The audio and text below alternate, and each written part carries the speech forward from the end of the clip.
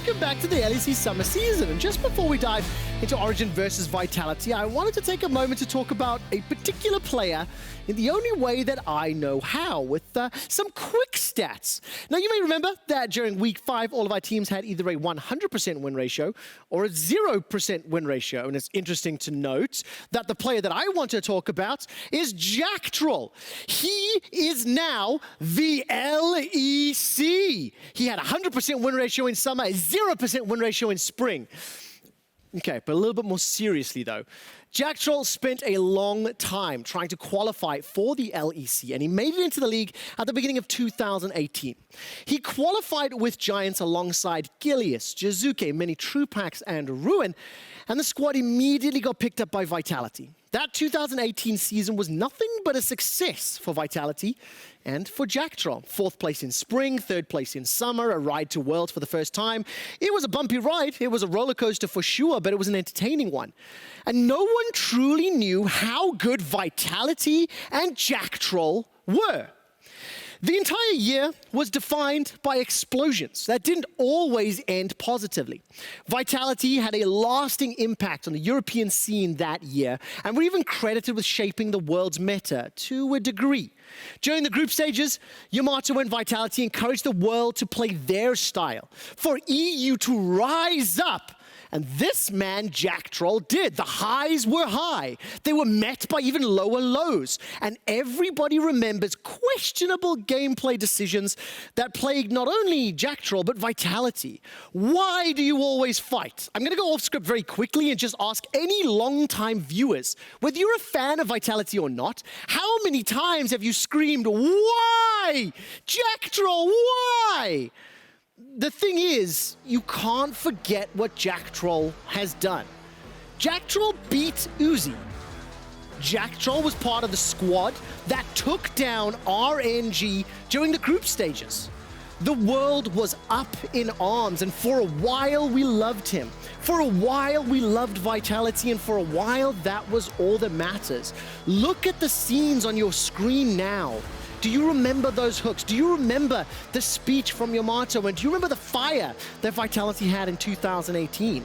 Jactroll accomplished more in his first year in the LEC than most European pros do their entire careers. And what I find interesting is it's interesting to see the reaction from fans when he was announced to join Origen. It's interesting to see that he went 2-0. I don't know yet if we are getting the 2018 vintage Jactroll or the 2019 inting Jactroll or some newer, more refined, up-to-date Jactroll from another bridge. The real question that I have right now is, will the naysayers be proven right, or will Jactroll have the last laugh? Let's find out. Thank you very much, Trevor, and I'm sure some of the pros in the crowd are Jactroll fans. Endo, I do want to ask you, what are your impressions of Jactroll from his first 2 games to Origin? I mean, is it vintage or intage? I think is what Trevor should have said there, maybe a little more clever. No, I think Jactroll's been vintage. Okay, you can't do those I know, he's a little slow on his feet, but I really like what we saw from Jactroll. I thought he played phenomenally, especially on the Thresh, because what I wanted to see was that playmaking Jactroll back, and I think he brought a lot of, cohesion to this team, worked very well with Xerxe, and that's one of the things that I wanted to see. Yeah, it definitely did, and I think people talking about his shot calling capabilities is really important for Origen as well. I do want to have a look at the standings just before we get on into this game to kind of describe how important this matchup is for these 2 teams. Origen are looking the best of the 3 big teams, of the Fnatic, the G2, and the Origins after week 5, right? And if they can win here, they can start to separate themselves from that bottom of playoffs discussions. Vitality, on the other hand, really need a win, especially since XL just picked up a win in front of them. Yeah, that's the big one too, because Vitality, also remember, they just lost to SK last week, while XL are able to boost past them in the standings. But I do like what you're getting at with Origen, because yes, last week they looked better than Fnatic and G2, and the question is, can that last? Yeah. Because we do know all about the honeymoon phase. When you bring in a new player into a roster, sometimes things just click instantly, but long-term, will it be a solution? I think Jactroll may just have what it takes to be that long-term fix for OG. Well, it's definitely going to be an interesting journey to take with Origen, and we'll see if they can continue their winning ways today. It's been a while since they were consistently taking those W's in the win column. As we jump on into Champion Select. All right. I want to see what Origen. So I'm looking at what Origen played in their very last game against Misfits. We saw Nukeduck on that super aggressive Lucian in the mid lane. We had Thresh for Jactroll. That's the style I want to see if this team's able to arrest some more control earlier on into the game. Whereas things for Vitality have been a little bit more stable. Comp almost always trying to get his hands on that Ezreal. Solid performances at a mid lane on Milica as well. Importantly, Vitality do hold the head-to-head so far in this matchup. They won the last time these two teams played. Origen kind of just fell apart in front of Vitality, so we'll see if that happens once again today. But my expectation is Origen will be bringing some new things to the table. Twisted Fate banned away by Vitality alongside the Volibear. Kalista and Orianna taken away by Origen.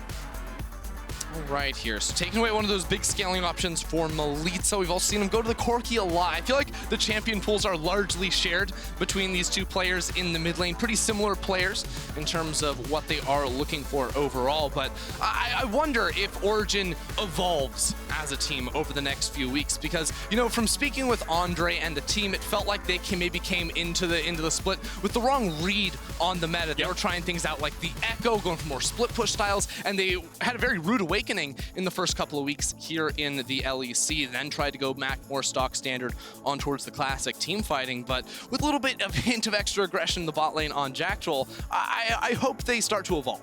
I do think that the adaptations I expect from Origen, I don't expect in pick and ban. I don't expect it to be like they're going to bring out something totally new. They've evolved because they decided they didn't even need to ban a champion. Exactly. So. That is a misban by them. That's no like accidental something else came up, or like there's a ban that we haven't got the picture for. Origen decided they didn't want a third ban on the blue side here. We'll see if it bites them in the butt. Thresh removed by Vitality. Ezreal picked up straight away by Origen. I like taking this one away from comp. You'd expect the Aphelios to come in as a reply. The Azir for Milica too. It's just all a little bit too obvious here for Team Vitality. Very early priority on those two players for Milica and comp, because they do have, you know, what appears to be maybe a little bit smaller of a champion pool. I'm struggling with this misban, Ender.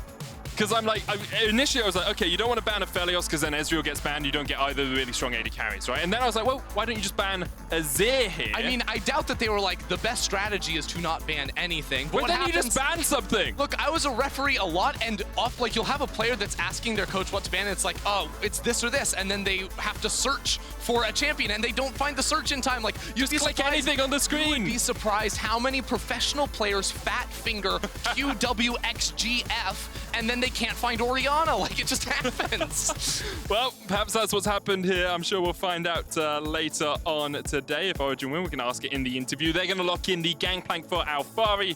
He's incredibly good at this champion. Only won one of the 2 games he's played on at this split. And Xerxe will get his second most played in the form of Sett. I do like that a lot, especially this GP. I mean, Alphari on a GP is an absolute monster. I don't think I've seen anything played into Xerxe's GP that makes me not think that Alphari can just blind pick that champion. The man's an absolute god up there in the top lane. And GP is also an excellent answer into something like the Aphelios. When you're trying to set up for a Sett to run in a straight line at a backliner like that, the GP ult makes it so much easier to close that gap. And once he hits level 6, I'm looking at bot like Aphelios Bard are going to be susceptible, especially if Jactroll puts a playmaker in his own hands. And the question is what playmakers he might be able to pick up. The Nautilus, the Leona are 2 strong possibilities, but they kind of get harassed down by the Bard in the lane. It's pretty easy for the Bard just to constantly auto-attack you and use those cosmic bindings.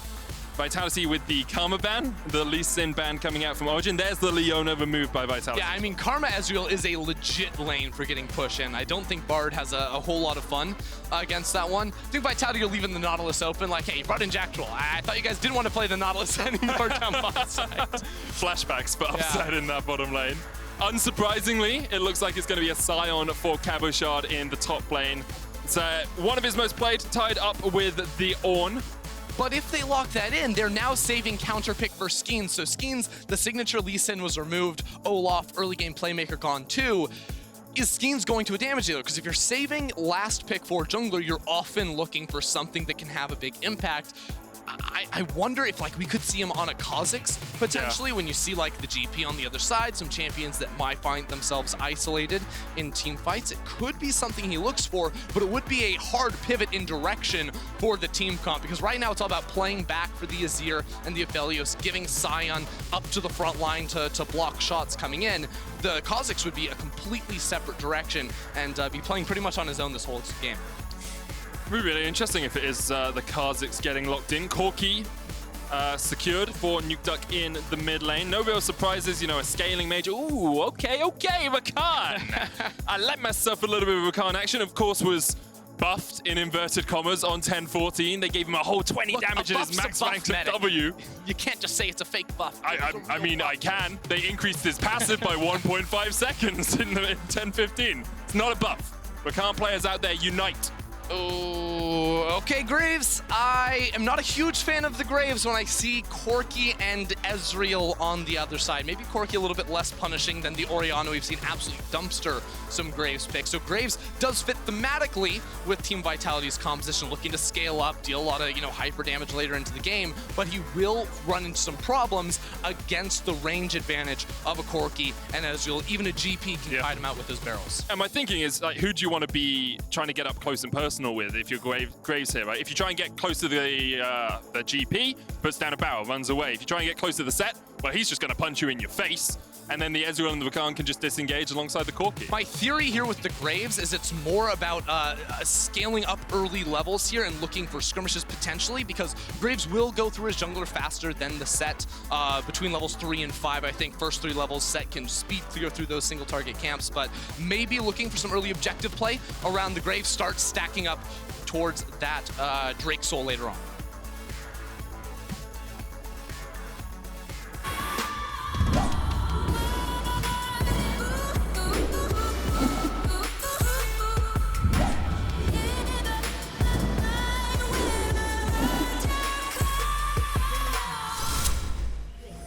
I do like over the course of 6 weeks, we've all learned not to sing during the intro. Dracos learned Except that Dracos. lesson. He learned that lesson the hard way last week. It's not a pleasant sound. I'm sorry, I have to share this experience I'm having with you all right now, because we've all experienced the LEC client. I keep trying to tab in to the client on my computer, and then it instantly all taps me out, and I'm losing my mind. We have a big screen in the middle. Just look at the big screen in the middle. I thought everyone at home needed to know that that was happening to me. It doesn't just happen in your solo queue experience, it also happens here. Labrov and Comp.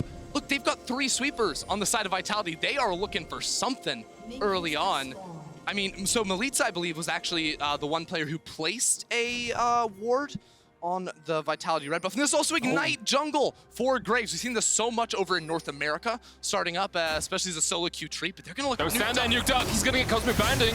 And Comp gets some damage down. And Milica's here. Milica is here. Nukeduck should just be able to get underneath this tower, but he's forced away. He's going to have to back and might even have to burn the teleport to get back into the fight. Here's the base breaker into the knock of the Grand Entrance Exhaust. Straight away down on Upset. Cosmic Binding is going to lock up a couple of them. And Jactroll shielded up with his Guardian. Skeanz going to chase out Upset from this jungle, but I think Nukeduck has been able to regenerate look at quite this. a lot. Xerxe sticking around. He has a Hex Flash, but not a real flash in this one, and that's going to force Vitality out of here. So much wasted time. I don't think Skeanz can come over here and smite this. Cosmic Binding! Oh, he spoke early! Upset gets it! Got it! Upset gets it! Everyone loses. Apart from Upset, everyone loses. Oh my word. Xerxe with the early smite. Skeanz even used the Ignite to try and cheese for that first blood. And both junglers are going to be real sad after that one. I feel like Skeanz a little bit less so because he still has a red buff on his side of the map, but Xerxe is not too happy. Yeah, I think it's one of those ones you can't really blame Upset because Xerxe smited about 80 damage before it was met out. Yeah, Xerxe made the mistake, and someone else that would be pretty unhappy is Comp and Labrov in the bottom lane, because you know what hurts even more than Mystic Shots in the early game? Red buff Mystic Shots in the early game. Mystic Shots in the early game, and you're learning, mate. I'm sorry, are you teaching me about bot lane red buff? Yes. It's a very important thing to learn. I played with enough Twitches who've stolen it away by accident. That is true. But, I have seen my fair share of it. Nukeduck here having to burn an early teleport to get back into the lane. He's got a refillable potion, but of course, early on was forced down quite low on HP. Now wants to be able to sustain through some of these trades. Jactroll's going to look for the engage. Only gets the knock up onto Labrov. And this is like level 2, level 3 is where Rakan really comes online. And the big thing about Rakan into the Bard matchup here is you need to make sure you're playing around the Cosmic Binding. Because if you jump back to your AD carry with the Battle Dance and Cosmic Binding follows you, you are in all sorts of pain. But you can, assuming you position correctly and assuming you time your jumps correctly, you can avoid it relatively easy. And it goes both ways too, because even trying to jump forward with the W there on the Rakan, if you're jumping from a bush, that means you're potentially vulnerable to being slammed up against the wall. If you're coming through the minion wave, there are minions to deal with there too. So typically, like when you see this match, you'd be like, oh, Bard can maybe like harass a little bit early on, but both champions have sustain options. And I think when we look for ganks later on, that's where Jactroll Rakan could be a little more pivotal. Once again, he's going to jump in, gets a bit of damage down, now will dance away. But check out how he did that there. He was far enough away from that one blue melee minion that there wasn't a stun option to slam him up. And I do want to talk a little bit more about Jactroll because we have a question to ask you at home, guys. Who do you guys think got the better deal out of Jactroll joining Origen? Was it Origen or was it Jactroll? Notice how you didn't say Vitality? You can only have 2 options. On I mean, the question here is, did Jactroll win? Because obviously now he's playing on an LEC team full time and on a team that's relatively well off in the standings. And Origen too looked like the upgrade. So I'm gonna say I think both sides win. Yeah. Twitch chat will certainly. Twitch chat will decide, and Twitch chat tells us everything in the end. Tell us who won. Type in chat to decide who you think won out on that. Was it OG or was it Jactroll? That's quite long words to type. So I'm wondering about the ability of Twitch chat to keep that going, although copy-pasters do exist. Why people happy is a lot of inputs. That is true. They're excellent at that. Hold it in, Pepe laugh as well. It's quite a lot of inputs. That's true. Wave pushed in here in the bottom lane, about a 20 CS lead for upset early on, but this wave should equalize about 10 or so of that, so still going to be an advantage for the Ezreal. I would like to talk a little bit more about, well, the jungle, Xerxe, looking for a play on Milica, but Milica's able to scoot on out of there, because the Ignite Braves is a little bit weird if you haven't seen that before, but I think a lot of it was Skeanz looking for that early invade, that early aggression, but it's basically a setup where, I'm going to be honest, I'm not a huge fan, but you set up, it's about the skirmishing, it's about being able to, you know, if you ever meet Xerxe, you're going to be able to win that fight, and power leveling, playing for these early objectives inside of the river. Where it will be very lackluster, though, is later into the game, when he knows he's going to be outranged, outmaneuvered already by an Ezreal and a Corki, and it's only going to get worse. Jactroll trying to trade here onto Labrov in the bottom lane. Xerxe's worked his way down here. Looks like Origen. Oh, Alcove gaming from Xerxe. And he's got the Hex Got the Hex Flash. Comp steps a little bit too far forward. Could pay for it with his life. Skeanz is on the bottom side of the jungle as well, but he's going towards the mid lane. And Xerxe's just going to go back away. So let's have a quick check-in. Ender with our... Oh, we're not going to check in with our vote. Wait for that, because Comp is a little bit alone here. Here we go, Hex Flash. Comp has flash, has heal, will use the flash early on, but there's Jactroll jumping in straight away. The Ignite is taking the Guardian proc, will keep Comp alive. The root comes out, Jactroll is first blooded. And Origen are forced away, and Ender, who got the better deal? Well, right now, it is 100% Vitality. Jactroll apparently for Twitch chat. Oh man, poor Jactroll. I mean, he's trying to go in, and I think the call is a good one, but Xerxe, without a flash of his own, could not get close enough to pull back Comp in there with the East. Without that landing, ends up getting punished. I do like the idea from the start. Once again, Comp is up here trying to make sure he can fully bounce the wave in, so it's a very good timing from Xerxe, but he doesn't instantly cast the E. And he also sidesteps to the left there. Maybe if he goes in a straight line, he can actually catch Comp there, which would allow Upset to maybe layer down an auto attack, but then Skeanz rolls in with his Ignite, his red smite, he's got the damage over time. And Milica almost dies. Yeah, so Nukeduck and Milica traded in the mid lane, and Nukeduck didn't quite get the final auto attack in as Milica got underneath his tower. Milica does have a bit of a CS lead. He's gone back, got himself double daggers, so he's going Nash's Tooth first on the Azir. We have seen some Luden's Azirs. I think the general consensus is, don't do that, please. It's just not that good. Get yourself the Nash's Tooth as quickly as you can. Nukeduck actually not deciding to go for... Yeah, no, because I was looking at Nukeduck and I'm like, he's pretty low on mana. Is he going for a reset? And then maybe rolling top down. He's just going to drop down ward, keep the push in mid lane. He's probably waiting for that mirror mana completion around mid side. Again, with the early pickaxe, this is very standard on the Corki here to look to scale up as much as possible. I think at level 9 with stacks on your presence of mind, everything getting like upwards of 80 attack damage. Yeah. For 2,400 gold, and when you put that in context, an Infinity Edge for 1,000 more gold is the same amount of AD. Obviously comes with the added crit chance and that multiplier too, but hey, the Mirror Mana gives you bonus damage on your auto attacks on top of the AD. It really does. So it's pretty sweet all around. It's really strong, and the reason that you see him going pickaxe first instead of tier first is he can't stack it up as well. Like, an Ezreal can stack a tier really easily, a Corki not as easily, although you can use the missiles to do it. So you say, well, I'll stack it up with auto attacks later when I finish the Mana Mune, instead of trying to stack it up early on. Skeanz here playing around the Rift Herald. Yeah. Should be able to secure this pretty easily. The rest of Vitality are here. It's Labrov moving up sooner and also realizing that Nukeduck was a little greedy on that reset. Stuck around mid lane, had to go for a base, doesn't have a TP. Could pick up the package. I believe he did do that, but doesn't matter. OG do not want to contest this Rift Herald, and I think that's the right plan. I think Xerxe is maybe a little bit bummed out that he's on the top side of the map currently, because otherwise he would be looking to trade for the Drake down bot, but this is what I wanted to see from Skeanz. Early objective focus. And though I do feel like he's slowed down a little bit on the bot side, hasn't found his way to a Mountain Drake just yet. The early Herald that was picked up by Comp is going to mean a big bucket of gold dropped into his pockets very soon, because Labrov can just leave the lane, and then Comp gets all that solo money, which is super impactful on the Aphelios. It's one of the powers of Bard, right? And as you said in the Limit game and the SK game, Labrov is a very strong Bard player. We've seen him play it really well a few times, and his ability to roam around the map, to get back into lanes with Magical Journey, just makes him so good early on. Jactroll's trying to match him and trying to roam around a little bit, but Rakan's just not as powerful, especially since he's yet to get his swiftness, yet to get that level 6 quickness, sorry, yet to get that level 6, so can't really dive into a fight or a skirmish as much as he'd like.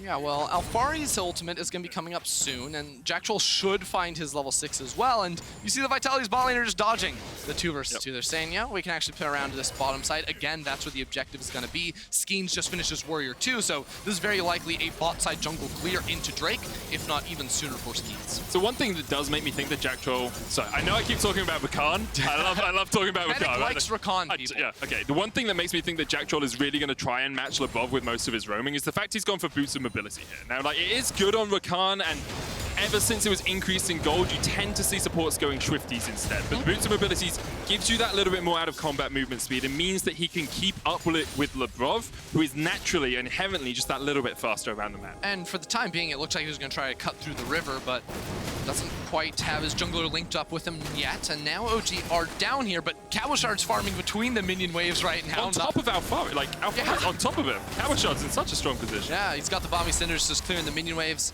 Alphari not able to cut through that, so Xerxe is again on the same side of the map as Skeanz, but is not strong enough to fight Skeanz, and this is the power of that Graves build, so maybe a little bit ambitious being down there, probably looking for a play onto Comp again. Alphari had the ultimate, so that was the general idea for them, but they don't have the information of where Skeanz is on the map right now to actually feel confident to push forward for a play.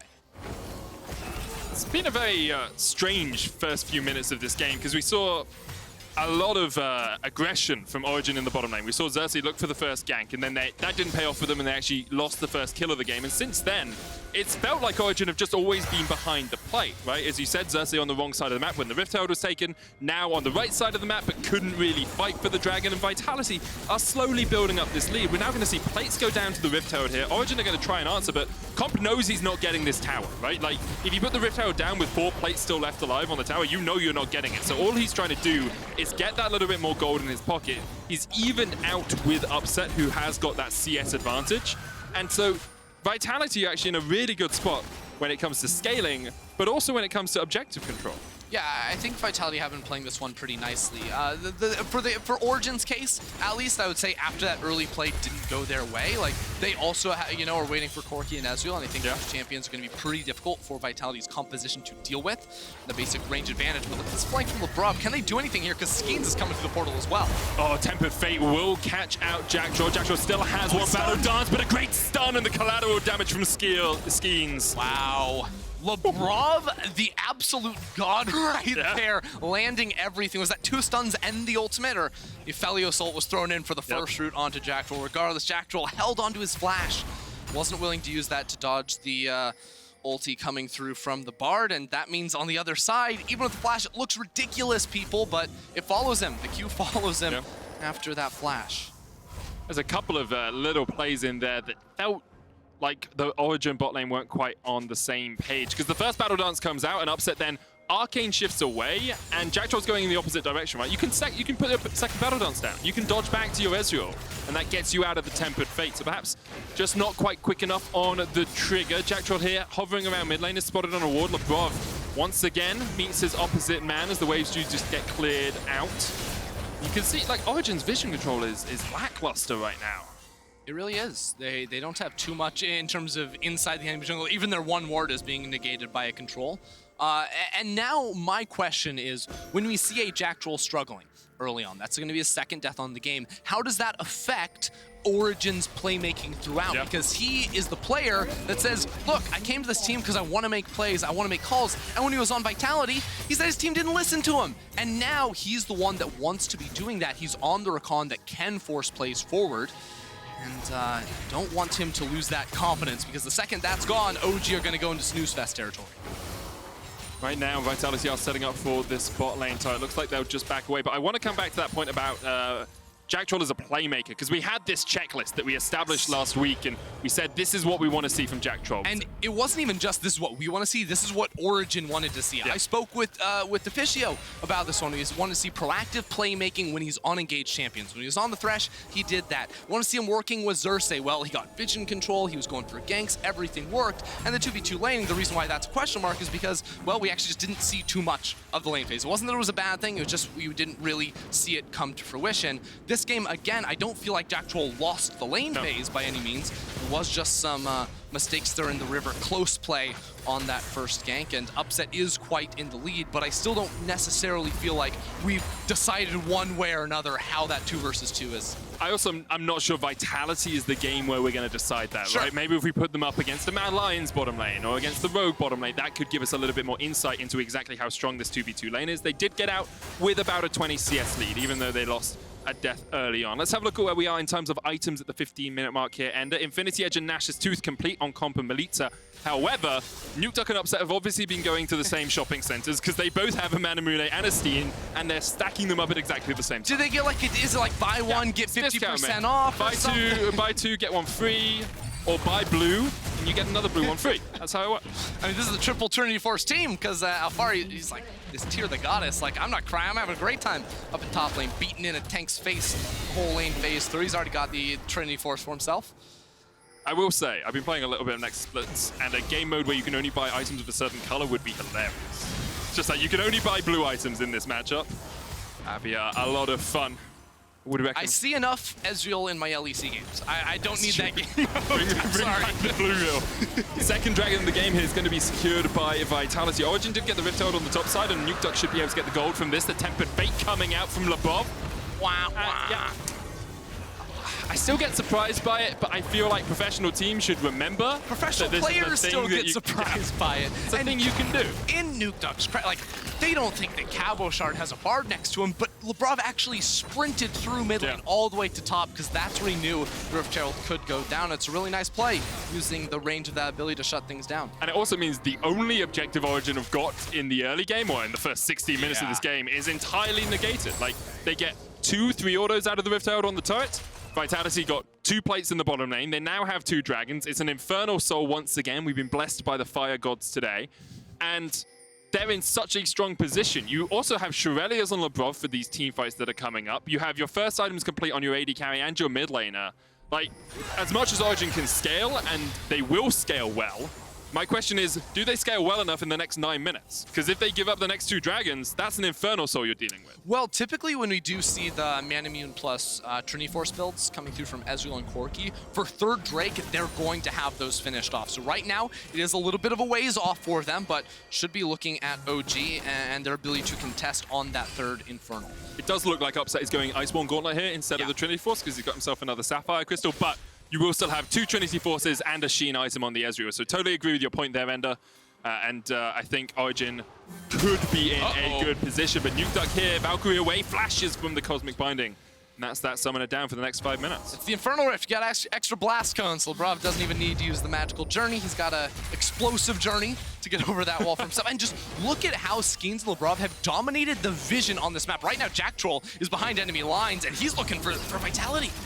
Oh, he's going to get spotted out. There's the quickness slowed down with the auto attack from Labrov and Tempered Fate. That was all on terrain to Labrov. You get no credit for that. And Here comes Cabochard in with the teleport. Milica's going to shuffle forward. There's the Emperor's Divide. Upset's going to flash across the wall, straight into the face of Cabochard, Labrov, Skeanz, and Milica. At the moment, it's a 4v5 in favor of Origen, and already 2 of them have died. Comp comes in from the side to join the party, decimating smash into the Moonlight Vigil. Graviton will lock up one. Goodbye, Jactroll. No poultry matter to take down the Rakan in this fight as Alphari tries to do it again, but he has done so as well. Vitality started off the fight with a man disadvantage, get 4 kills and only lose 1. It doesn't matter at all because Labrov just slaps them right there. You called it, slows down Jactroll, stops that engage from coming through immediately, buys so much time for his team as well.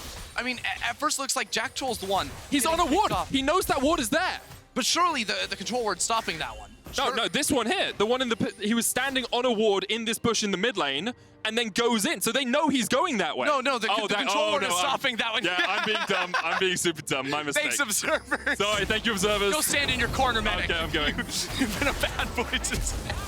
All right, so Jactroll gets slowed down.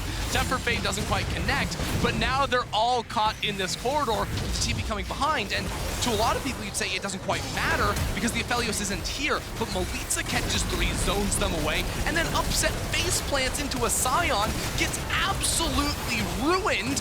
1v1 against the tank, he loses, and now Alphari's caught out of position. Yeah, and there's not really much you can do in a 1v3. Comp will take the kill. I need to remember the colors of wards. There's just 2. There's red and there's blue. Okay, so Cabochard did a lot of work in that fight. Kind of just killed Upset by himself. Skeanz doing a huge amount of work as well on this Graves, and as much as we don't like the Unite Graves, he has been having a stellar win. Well, what we learned is I think Ezreal has 2,278 HP, because that's what Cabochard did that fight. Cabochard once again on his side, having a great performance here. Vitality 3,900 or 4,400 gold now in the lead as they take down 2 more turrets.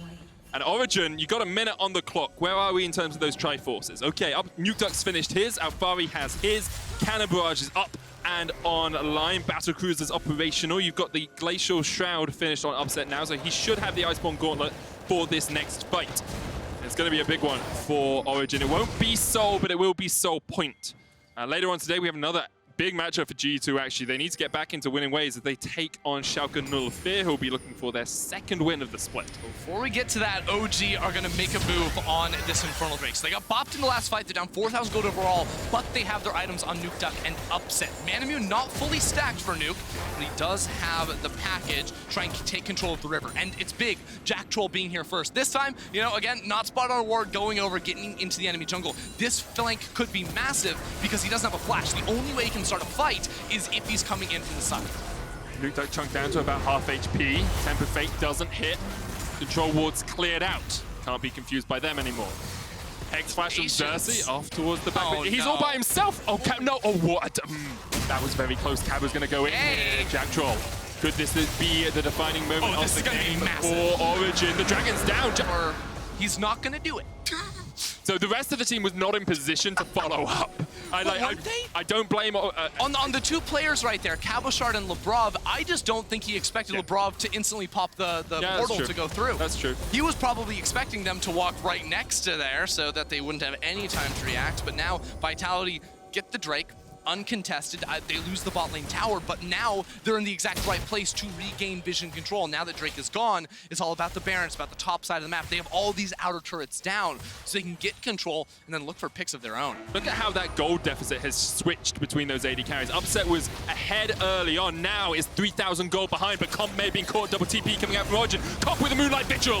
Aphelios may do Aphelios things here as the rest of Origen are on the chase, but Comp, do you have flash? You do. You're going in for Nukeduck. Can't quite get the damage down. Jactroll with the charm lands the quickness, and that should be it for Comp. Pulled back with the face breaker, and the shutdown goes over to Alphari. It's kind of crazy. Comp doing a whole lot of damage. Vitality sort of sold him out too. They realized he'd been picked. Skeanz was actually in that left, blue buff side tri-brush right behind the fight. It was like, man, I don't have a flash. I'm gonna recall. I'm gonna get out of this one. So things will slow down just a little bit now for Vitality. We can check in because they are now, you know, reaching some big items. Comp just got a rapid fire cannon, so this is the moment. I actually think Vitality, with their composition, they can start to threaten around the Baron, and OG think they can without an Aphelios. That's how scared they are of this team comp around the objective. They're gonna scout it with the Ezreal. I mean, Leandri's Nash's Tooth Azir is basically an AD carry. And Graves, who's actually just an AD carry. That is true. That is true. The Graves definitely helps out as well. I'm a little bit surprised by the rapid fire cannon of Aphelios. Does give you extra range, of course, and can help when you're being poked out from range by the Ezreal and the Corki. Just one auto attack can get them down to, you know, 3/4 of their health.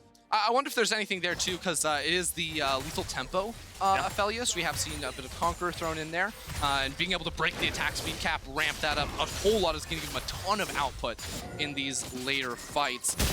Yeah. Also, actually makes it really easy to ammunition, yes. ammunition manage. Oh. Ammunition manage, right? Because if you're getting more auto attacks off quicker, you can then cycle through your ammunition quicker as well. Yeah, it's an interesting one. Absolutely. I'm not saying that's why he built it, right? But I was just like, no. things you don't think about with other AD carries. You have to pontificate. Yeah, no, it's one of those things, right? Because we talked about earlier into the game, like make sure you have your Gravitum up in fights in the past to be able to start things off for your team. Right now he's going to be on white-blue, so the Infernum gun going to be a big deal in these fights, being able to layer that down, especially when you have Bard keeping everyone in place for a moment. That can be a really big deal for you. At the same time, Cabochard just got his Titanic Hydra. Loves this on the Sion, so he's still going to be dealing damage, shredding through people with that percent HP damage on the cleave. On the cleave. We shilling right now. Shout outs always to the boss when we see a Titanic Hydra complete on Sion. It's one of his favorite builds. Alphari now finished the Death Dance, though Ender, he's in a really strong position here as well. Later, the Ruin King on its way for upset, you would assume, as he has gone for that Vampiric Scepter. Athene's on Jactroll is a common build on the Rakan, but I always struggle with it a little bit because you have to output damage to then get the healing off. You do get some good base numbers on your quickness and on your grand entrance, but I used to see it a lot more when you ran Summon Area Summon Area Rakan, because that's when you'd be jumping in and getting that little bit more damage with like a Frostfang to team up with it. And we'll probably see him then go into the Redemption too, I'd assume, to get that AoE healing for the team. His Q not going to be that impactful later on into these fights, so definitely wants to take that back. Rakan's Q is incredibly impactful. I'd like to believe Rakan's Q is incredibly impactful, Ender. I'm like, I'll take his ultimate, his W, his E, everything over the heal any day of the week right there. But he's going to have to be important around this Drake. Yep. Because last time we saw Jactroll trying to find that flank in the enemy jungle, he's gone for it a lot. This guy is trying to make a statement against Vitality. The only statement he's made so far is, I'm going to walk into your jungle and then you're going to kill me. So now, around the Infernal Soul, potentially in 40 seconds, it must work. Nukeduck has the package, just sprinting back onto the map to make something happen, and they're trying to clear away vision and control the river. Now, top wave is pushing in for Vitality. They're in an okay spot there. Bot wave going in Origen's favor. Mid, of course, will be decided by whoever decides to clear out the minions most recently. 25 seconds on the Infernal Dragon. And speaking of shilling, Alphari's got himself a Haunting Guys on the GP there, trying to stack up the Madness passive on the Gangplank. Any primers? Any primers in chat? We'll find out. Okay, so 10 seconds on the Drake. Now, the great news is Vitality don't know the bush that Jactroll was hiding in last time. So in theory, you go right back there and they wouldn't see it coming. I mean, the other great news is Vitality don't have to fight for this dragon. Like, Origen have no dragons. You can give up this dragon if you want to, right? You could just go towards the Baron buff as the dragon is started Vitality. They're having none of this, no biting lark as Cabochard goes in. Xerxe misses the face breaker, Labrov forced off towards the top side, and the rest of Vitality are coming in through the blue buff. Cabochard down quite low. Nukeduck doing a lot of damage with the missiles, and Vitality will just disengage. The dragon goes to Origen, no deaths, no kills. Vitality decided they didn't want the fight after all. You know, coordination there seemed a little bit off for Vitality because Cabochard obviously getting very aggressive going in, while the rest of the team were trying to reposition so they could fight in that choke point, that corridor where Aphelios is going to be burning through people, Azir can get a lot of work done, and then once Comp's ult missed, that's when they aligned. They're like, we're out of here. We do not want to full commit anymore. Cabochard, get out. It's fine to give over that singular Infernal Drake. At the same time, we'll slow things down a bit for them, and that's exactly what OG need, because going into that fight, you had an Aphelios on 3 items, and that's massive. And the rest of OG needed time to be able to keep up and match that champion. It's especially since Upset's gone for the QSS to try and keep himself that little bit safer. He's going to be behind on pure damage output in some of these fights, but you can see already what Nukeduck was doing with those missiles. Now, Alphari's working his way up from the bottom lane. Vitality clearing out vision around the Baron. It will look to just get these lanes pushing out and keep Origen as far away as possible for the moment. And this sort of stalling is obviously what Origen are well known for, right? They're known for these slower games where they wait for that item spikes and then find one or two good fights and find the win. And we did ask the question, you know, Jactroll dying early on, would it be a death knell for Origen? Would it be the collapse of this team? It seems like they've been able to stabilize the ship a little bit and find plays that they can make without diving in altogether. That's the interesting part, is they've looked for a lot of plays. They haven't been able to find the mark quite yet, and I think Vitality are trying to make a play because Labrov is on the flanking bard. Look at the damage already down onto Xerxe. Cabochard going in with the ultimate, and Jactroll dives forward, but he's just dead. Labrov chased off Upset, Nukeduck, and Alphari all by himself. That's 2 quick kills to Vitality. And just as I was saying, Origen seem to have stabilized. They lose 2 very rapidly.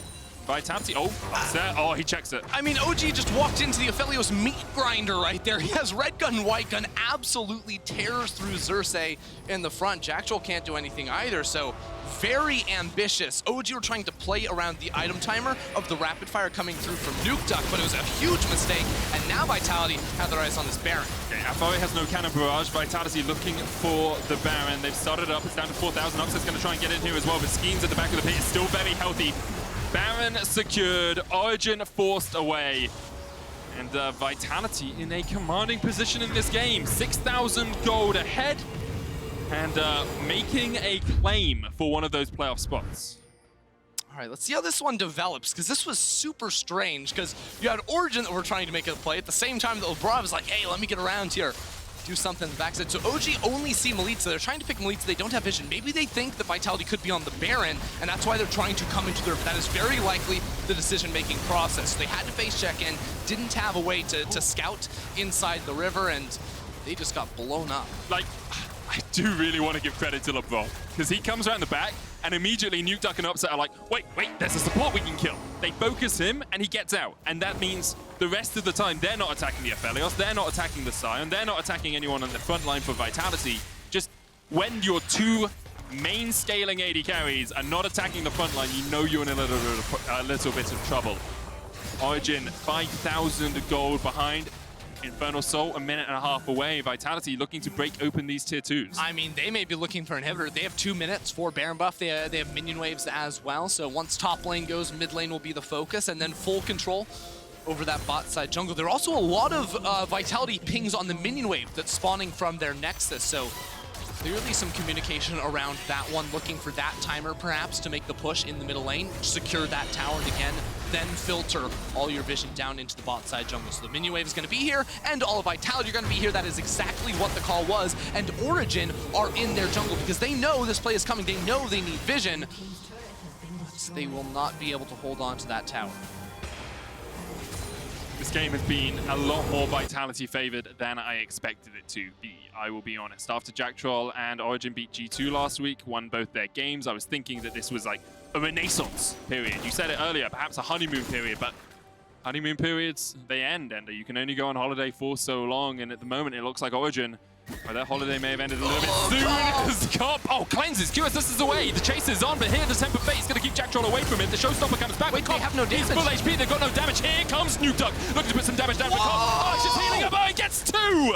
Comp and Labrov find 2 as he manages to escape. And Jactroll is going to be met by the oncoming storm, a Cabochard on the chase, Jactroll sacrifice, this is soul point. Oh, the soul is going to be taken my with Vitality. Word! The Aphelios damage is absurd. Nukeduck pulled out his package, and Comps was bigger, absolutely ruins him in that fight. And now Skeanz, they have secured the Infernal Sword for Vitality. I mean, credit to Comp there. Like we were both like, he's dead, and then we both realized, wait, it's a Sett and a Rakan. Ender, you got incredibly excited. Oh, so excited. And Comp should be too. He gets destroyed here, but then QSS flashes out of the knockup coming through. Xerxe tries to pick up Comp and pull him back, but again, Nukeduck is not here. The TP comes in a little bit late there. They think they have everything they need for Comp. 1 auto, 2 auto, 3. and Labrov will kindly steal that kill on towards Nukeduck, but Comp will get the second one. And yeah, at this point, Vitality full control. They have the Elder Soul, or not the Elder Soul, the Infernal Soul. Their Comp, I'm looking at that number. I'm looking at that number, man, and I am, oof. You oofing at Milica doing 0 damage. Is that what you're... No, that was not. I'm more oofing at the fact that Comp did the damage of himself and Milica in that one there. Absolutely shredding. And I feel like Vitality, they can't do much now that all the turrets are off the map. There's no objectives, so OG likely not going to be fighting for them. But this Baron will be the final point of defense for Origen as they look for Labrov. Labrov should just be able to escape through the magical journey. Do want to remind everyone at home, Vitality are 1-0 up in the head-to-head here. If they beat Origen here and then tie with Origen at the end of the season, they get the top spot. Like, they could knock Origen out of playoffs. This would also put them back neck and neck with Xerxe. 5 wins. G2 Misfits also 5 wins. Of course, we'll be playing in their own games later today, but that playoff race is only going to look more and more wide open. It's so spicy right now. Vitality, of course, still have to close out the game, but they have a 7,000 gold lead. And a Baron up in 1 minute 25 seconds. Oh, we've had some standout performers this game, and really think that Labrov has once again shown us why his VoD is to be feared. He has had an exceptional showing. Just his ability to get around the map, his ability to find picks. His Tempered Fate, the last couple have been a little bit off, but he's been catching people out. He's been zone controlling, as you say. He's been doing a hell of a job here today, and there's just one more fight left for Vitality. I mean, I'm just looking around. They've got everything they need. Origen, they've got 3 tiers now. GP even decided with the Leandres, they're going to be crying himself into this last fight. They finally got there at the end. It's Triforce tier only. Well, QQ more right now because they are struggling to take down Vitality. Alphari is going to clear out that bottom wave. He's very farmed. 322. True Shot Barrage doesn't steal away the red as Comp will take that. Level 17 now on this Aphelios. So Origen have 2 blue trinkets, and they no longer have the Ezreal ultimates. They have 2 free scouts into enemy territory. Last time, Vitality just set a trap inside the river, blew up Origen as they tried to walk in. It's not easy for them to do this. They're teleporting in because they must get control back. X-Flash from Xerxe will spot out Labrov and Milica, but that control ward stops that ward in that bush from seeing anything, Endo. I've learned that today. Cabochard coming in with the decimated flash. Oh Jactroll! My God, he's dead! He's dead, he ticks! Unreal! That's some roast chicken for you as the Rakan goes down, and now Vitality can set up in the river once again. Vitality know exactly what Jactroll wants to do. They've shut him down so many times. They got Xerxe too. And Xerxe goes down as well. As you say, Endo, it is personal for Cabochard. He's the only player on this Vitality team that actually was with Jactroll, obviously, in 2018 when Vitality made it to Worlds. He was with Jactroll when Vitality struggled last year and was with Jactroll in spring when they didn't get a single win. And now Cabochard is saying, hey, I can get a win as long as it's over you, Jactroll. Vitality, they won the deal based on this game's performance. That is for sure. They get the Baron buff completely uncontested with Xerxe off the map, and they're going to close this one out on the next siege. You've seen the future? I've seen the future. You know it's going to happen.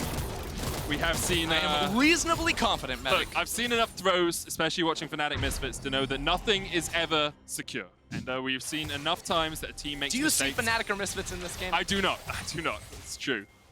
I see an Origen who seem to be struggling today to find themselves. Well, yes. Sorry. I'm sorry I had to. My apologies.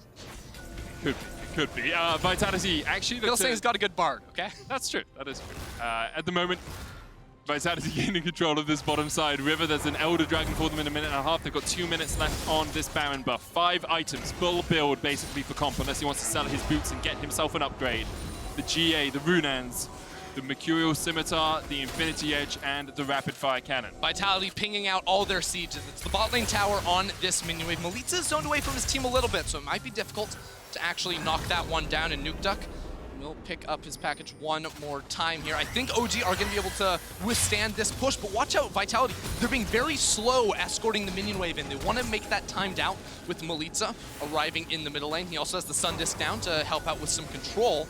I think if Vitality were to rotate up towards that middle lane, they may have been able to do some serious damage here. Instead, they spend a little bit too much time down bot side, maybe willing to take the short way to mid lane. There's still a lot of damage that can come through from Alphari over that wall. It feels like they're trying to play both lanes at the same time and not really getting the benefit. They also out have of top either. lane. Top lane's doing serious work, but look, our observer's highlighting. Xerxe is on the flank, looking for something around mid, but remember, there is a artificial tower here for Milica. Yeah. Sundisk is there just to protect Milica. He's going to time out. Elder Dragon's up. 2 seconds time. Elder Dragon has spawned. But I mean, there's two cannon minions in mid. The minions are doing the entire work. Vitality didn't even auto the tower. They're just letting that one go on in. Oh, Xerxe was on a ward. Xerxe was on a ward. That's why they're all still focused around the bottom side. Now there's no one here to clear away the waves. The tower is gone. 2 inhibitors are exposed, and OG are unable to pull the trigger. Baron buff still up for 40 seconds. Comp and Cabochard pushing in the bottom lane. There's no wave in mid right now. Origen could go for the engage here if they wanted to. Jactroll looking for the quickness, looking for the flash, but of course you are delayed in jumping in, and in that time a Bard can Cosmic Bind you. A Bard can auto you and get the slows off. It makes it so much harder for the Rakan to find his engage. And that smoke shield really tough for Jactroll. He can't E away when he goes in if he gets blinded by that one. So Skeanz shutting him down, allowing him to take some poke, and become finishing off the tower. Vitality walk out of the base, full control over the bot side. The Elder Dragon is up right at the same time that the Baron time's out, so they are ready to take this one. One ward sitting at the top of that red buff pit is spotting Vitality out. Jactroll's going to get stunned up here, but Labrov's just trying to keep them at arm's length. Milica there as well. I love this. Comp's hitting Drake up the Jactroll wall. goes in. Jactroll's dead. The charm comes out, but he's not able to do anything about it because he is already down, and now the rest of Origen are getting chased out.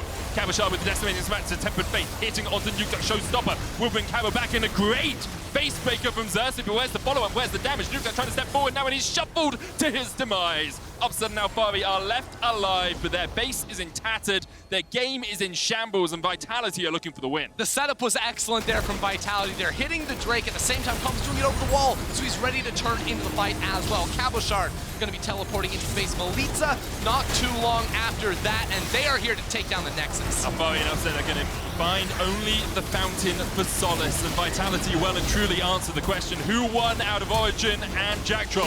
It was Vitality. Okay, Vitality, I like it. A slow game, to be sure. Very in control of the objectives. That was one of the things you were trying to look at very intently there. Comp able to use the Rift Herald, some control on those towers too, to build up the gold. And then Aphelios does Aphelios things. Vitality team fought very well and set up very good traps around that first Baron especially. That was game changing. Really was. You can vote for your Kia player of the games at LEC on Twitter. Skeanz, Comp, Labrov are your options. You know who it is. You guys know who it is. Only one guy was playing you a little musical the journey Rakan bias is unreal. Oh wait, no, it's a Bard. I'm sorry. 100% if Origen win, I was going Jactroll all the way. After the break, we'll see if G2 Esports can shake things up as they take on Schalke 04.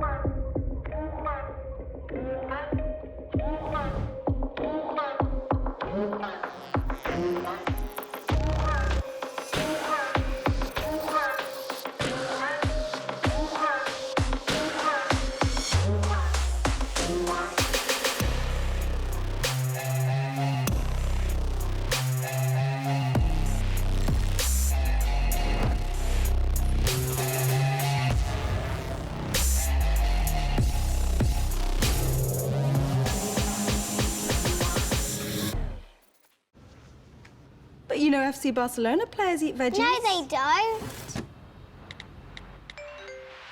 Hey guys. That's a sponsor, I Dad. think it will be a tough one, but we are ready. What? Come on. Do you still have those carrots? Of course I do. Getting them to eat healthy takes a long time. Beko Harvest Fresh preserves vitamins for longer by simulating the natural 24-hour sun cycle. Beko, eat like a pro.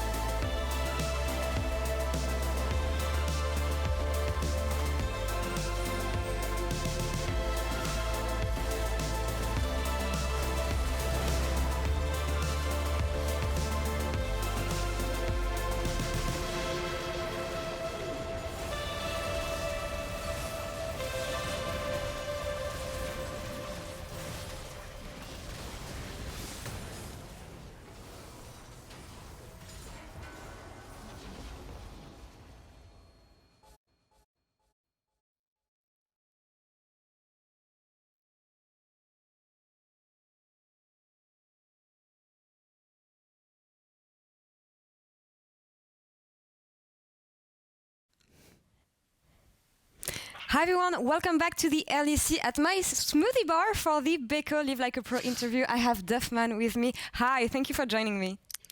Hello, thanks for having me. Well, it's the first time we have an interview together and I was really excited about it because you are the head analyst for G2. So by head analyst, I think it implies that you're working with a team. So tell me about your work and the people you work with.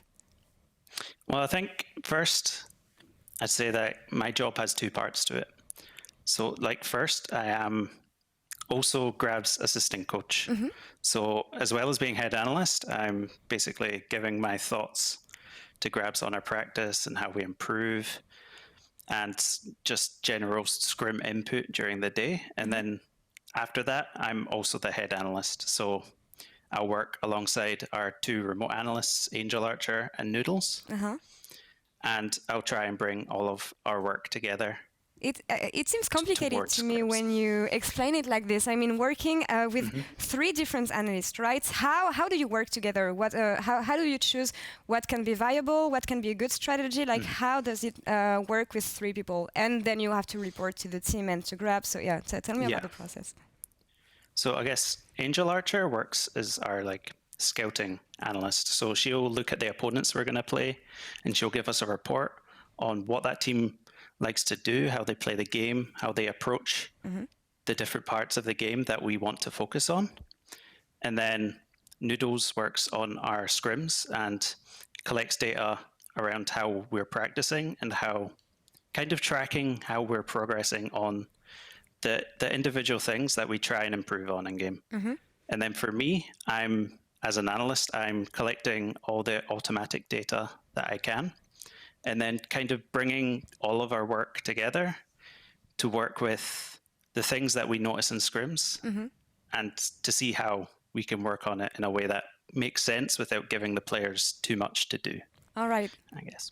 All right. Well, thanks for explaining this. So let's dive into it a bit more and explain to me how does your work come to life when it comes to a situation like last week, for instance?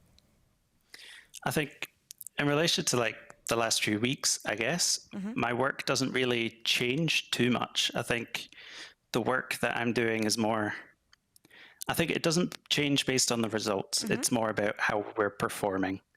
And I think in general, we're not performing as poorly as our record suggests, I would say. It's more about finding our place in the meta and how we want to play. That is the biggest struggle for us recently, due to having less practice time as a like 5-man.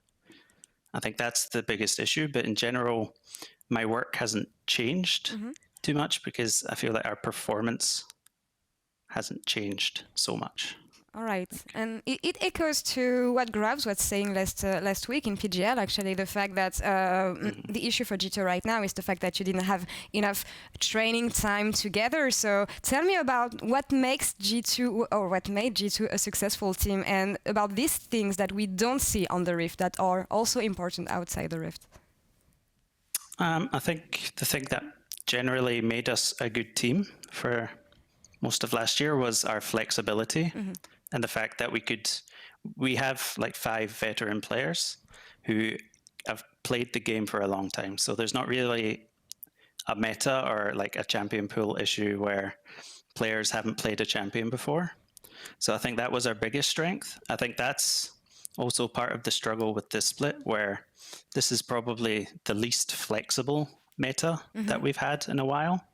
So while we haven't had as much practice time to find our place in it, it's meant we're kind of like going different ways each week, I guess. That's probably the biggest change for this year. All right. Yes. All right. Well, now you have a new motto and way to see things. Because when I saw the tweet Ocelot posted at the beginning of the week and all the memes around that, so tell me, Hakuna Matata, right? Yeah, Hakuna Matata.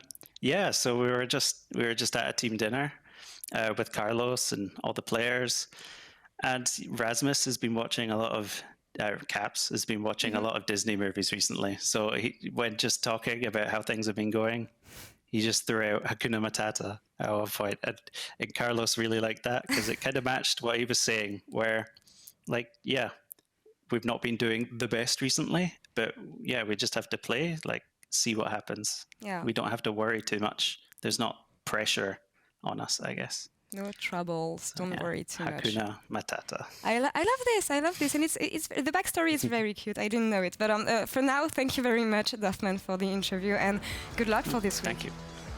Thank you. And we're gonna take a short break now, and we'll come back in a few minutes for Game 3 G2 versus Schalke 04. Stay tuned.